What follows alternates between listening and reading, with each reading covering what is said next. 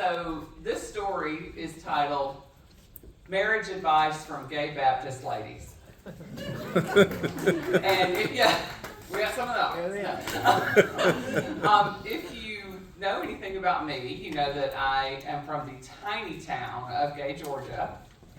Currently, third smallest municipality in Georgia, population 91.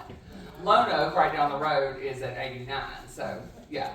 I also grew up going to the First Baptist Church of Gay, but it was the 70s, so we just called it Gay Baptist. They've gone through some rebranding in the decades.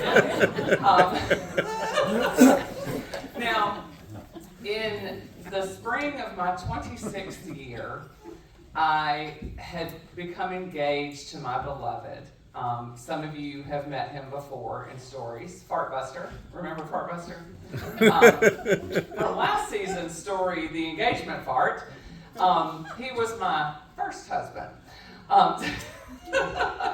But as small town women do, they get very excited about an engagement and a wedding and all that stuff. And my mother's best friend wanted to throw us a shower, or wanted to throw me a shower. But as girls in the South who have been raised with some raisin know, you never invite someone to a shower because it's a gift-giving occasion if you're not also inviting them to the wedding. And so I had this conundrum because Fartbuster and I were going to have a very small wedding at my dad's backyard. And so there was not, even 91 people, we could not invite to the wedding. But I really wanted these women to help me celebrate this engagement.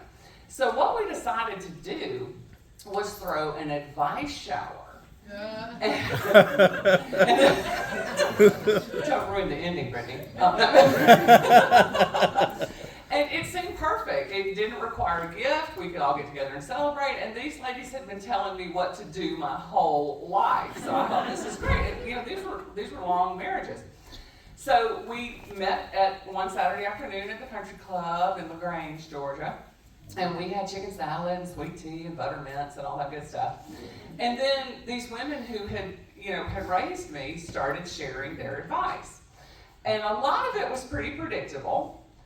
Miss Carolyn Gilbert, who had taught my mother and my father English in high school, she went first and she said, "The way to a man's heart is through his stomach. Become a good cook." And I thought, okay, yeah, that's good. And then next was Miss Ann Strozier Threadgill, and she had taught my mother and my father and me and my brother English in high school. Oh, wow. And Miss Threadgill, she was also 4'10", and she sounded like a bullfrog. And she goes, "Keep Jesus at the center of your marriage. Forgive, forgive, forgive." Yes, ma'am. And the piece of advice that made me the most emotional was from my great aunt Kate. She had been married to my dad's Uncle Render for 65 years, and he had just passed away a few months before. So Kate didn't come to the advice shower, but she sent a beautiful little note. And her advice was, never go to bed angry, because you never know what might happen. And it struck me so hard because they had had a wonderful, joyous, long relationship. But my 26-year-old heart thought, Aunt Kate, you're in your 90s. You kind of know what's going to happen. But it was so raw. Like her shock at being in the world without Uncle Render was just, it really made me think that's what I want. So never go to bed angry. And the younger women in the crowd, they had newer advice. They had things like, always laugh together and keep things interesting and give each other little presents and okay. And then we got to my family, and so some feelings got hurt in the advice given. My grandmama Irene, who was the master of veiled insults and backhanded compliments, she pronounced her advice, and it was, first pay your bills, then buy your groceries. which sounds pretty innocuous. It is good advice. Pay your bills first, because then if you've only got $10 for groceries, you can eat oatmeal or whatever. But it was a sensitive subject, because when we were children and the power got cut off, it was Grandma Irene's house that we went to borrow the money to get it cut back on. So at this point, my mother is rolling her eyes and things are getting tough at our table. Well, then next up was my Aunt Eula, my great Aunt Eula, and Eula had gotten out of Gay, Georgia, and she had moved to Atlanta and gotten herself an apartment on Peachtree Street, and she had a career, and she had never married. And so when it was, she had actually brought a young fella home one time, but Grandma Irene decided that his shoes were not adequately polished and ran him off, and that was the end of Eula bringing him home. So Eula did not have any marriage advice, and I could tell she was feeling a little, uncomfortable about that. So she looked over at me and she tapped me on the leg and she said, "To thine own self be true." And I thought, oh, I like that.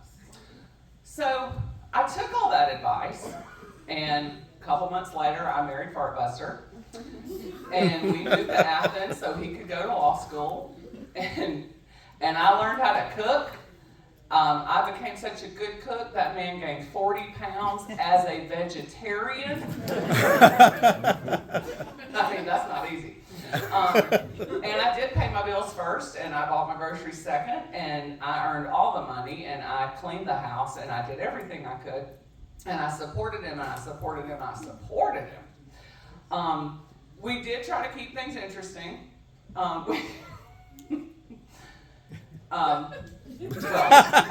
He did more to keep things interesting, let's just say.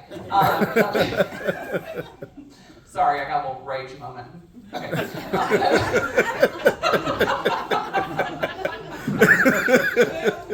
But I was very supportive. When he decided it was time to lose the 40 pounds and he wanted to join a gym and work out and get a Bowflex, I was supportive. And when he decided that he needed to buy a bunch of new clothes and get contact lenses and start wearing hair products, I was so supportive. I was just like, good for you, baby. And I forgave, and I forgave, and I forgave. Like that time he came home with literal lipstick on his collar. I forgave, and I did not go to bed angry. I stayed up all night. And the next morning, I called in sick to work, and I did the laundry. And in my mind, I kept hearing this Cowboy Junkies lyric from a song called Southern Rain that said, "Every night there's lipstick on his collar, and every morning I wash it away." And I forgave, and I forgave, and I forgave. He did try to bring me little gifts. He brought me, this is my favorite one, I still have it. To apologize for having dinner with someone else, he bought me a novelty doormat. The man apologized for cheating by giving his wife a doormat. Wow. Subtle, huh? But it all came to a head. We did finally separate, and we tried to get back together, and we tried to break up, and we just, months and months and months. And one night, the week before Thanksgiving, I was asleep in my giant king-size bed in my giant suburban house, all by myself, and the phone rang. And this was back in the days of landlines, and I was still asleep, and I picked up the phone, and I said, "Hello?" And I heard a woman's voice, a woman who sounded very upset, and she said, "Is he there?" And I was so confused. I took a second and I said, "What? Who is this?" And she hung up the phone.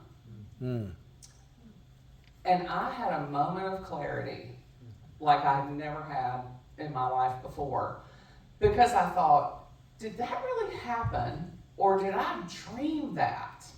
And that's when it hit me. If your life has become so stressful and off the rails that either a woman just called your house looking for your husband, or you dreamed a woman called your house looking for your husband, this is not where you need to be. And you know what you need to do?